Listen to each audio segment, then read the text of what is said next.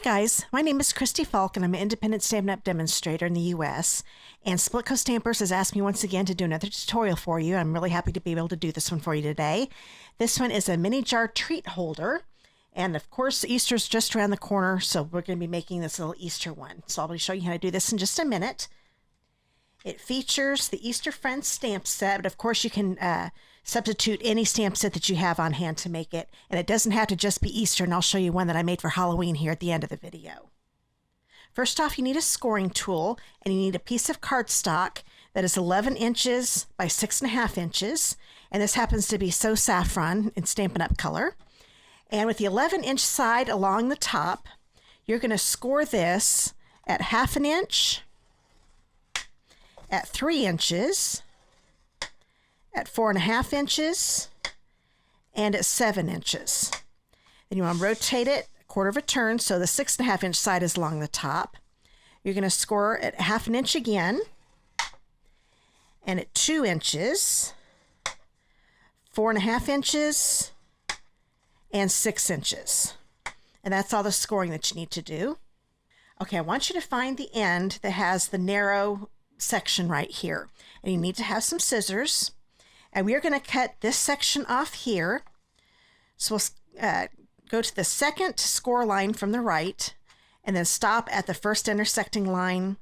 And then we're going to just cut across here and take this whole section off right here. We're going to do the same thing on the other side. So the second score line from the left this time, and then we're going to cut right along this one to take this one off. Okay, now that we've got this cut off, we're going to cut some big sections off here. You can just use paper snips, but I'm going to use my paper trimmer because I think it goes a little bit faster. I'm going to line this score line here with the track that's in the cutting, my trimmer. And it actually even locks into place because I felt the little groove go right inside there. And then I've got little lines here that tell me where the blade is at. So I'm going to have this line line up with the bottom score line down here. And that's where I'm going to stop. There we go. Then I'm going to rotate this like so and go down to the score line that I stopped at. I'm going to line this score line up there, and it's going to go right inside that track. And then I'm going to cut until I come to the second score line here to cut this section off. Okay, we're going to do the same thing on this side. So the score line that's over here, you're going to line that up in that track, bring it down here, and you're going to stop at this bottom score line down here. Okay, then we're going to bring this up, take the same score line here that we just cut down to, get it in that track, and then cut until we get to that score line. And now this is what it's going to look like when we're all done. Let me see if I get that in the screen. There we go. So that's what it's going to look like. And now we'll put this together. Okay, first we're going to do a thing called burnishing all of the score lines. And when you go to fold, you actually want the inside of your fold to be where the hill of your score line is. So where the bump is, that is what's going to be folded under. Okay. So I'm going to get this one burnished, and what it is just getting all of these score lines folded, and it makes it a lot easier when you go to put it together later. So burnishing is just getting it folded and using your bone folder to make the crease even sharper. Get all of these scored the same direction. Okay. All right, now this top section right here, we're going to take a piece of pattern paper. This is from the Flowering Fields DSP from Stampin' Up. It's 2 1/4 by 3 inches. And we'll put some adhesive on the back here. And go just right across those top and bottom sections on this side. Then I'm going to put this and center it at the top of this. So you want the top border of the saffron cardstock and the left and right borders to be about the same width. So we've got that. Now we're going to turn this over, okay? And we're going to put some DSP on these sections here. When I say that, I mean pattern paper. And these are 3 pieces of the same paper pack. They're 2 1/4 by 1 1/4. And we'll just put our adhesive on here. And it's going to go right here in the middle of this section. like so. And we've got another one here. And we'll put it on this section here. And then we'll take the last one, and it's going to go in this section right here.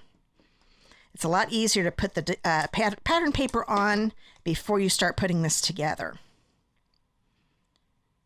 Okay.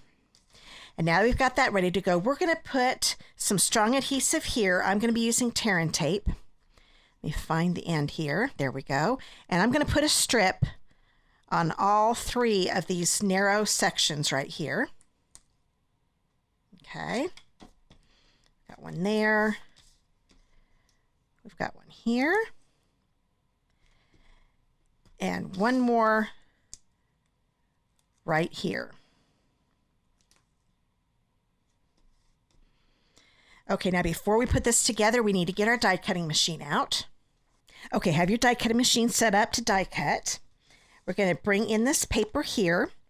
And when you put this in, you notice how these ends are hanging over. That means they're not going to be able to go through. I am just going to fold those two little sections down, okay? They're still within here, so I don't have to worry about when I cut a circle out here. So we've got this laying here. Then I've got a circle die. This is about 2 1/8 by 2 1/8 inches. Actually, I should just say 2 1/8 inch circle. That's going to go right here in the center of the section. I'm going to put a piece of tape right here just so it doesn't move on me. And the reason you want to get, I wouldn't go any larger than a 2 1/8 inch circle. You can go smaller. It depends on how wide your jar is that you're using. Mine happens to be a 2 1/8 inch jar. So go ahead and get this because I want to have a snug fit. That's why I'm making it be the same size as the jar. So that's how you make your section for your jar. So let's go ahead and get this out of the way. Okay, now we're ready to put this together. So let's go ahead and turn this over. And I'm going to take the sections off of these two first. So I'm going to take a paper piercer. And I think it's easier to get the paper backing off this. So I'm going to start down here and then bring it up. If I start on the end, sometimes I'll lift up more than just, I'll lift up the tape rather than just the paper. So that's why I start down here a little bit and peel it off. Okay, now we're going to be putting this together like so, okay? Now what we're going to do, we're going to line this score line up right here with the edge of this section here. And then I want this to be right up against where this is going to fold. So when I bring this up, hopefully you can see this. I'm going to bring this up. I'm folding this down farther than it needs to go because I don't want it to attach yet. I'm lining up the edge with the edge of this one. Then when I know that this is right up against it, because I want it as close as possible, then I'm going to slowly bring this down onto my adhesive and make it so it's right along that score line. Then I'm going to take my finger and push it down. And now this is attached, so it's a perfect 90-degree angle. So we'll do the same on this one, so I'll show you again. Fold this down so it's not going to attach to anything yet. Make sure this section is right up against this.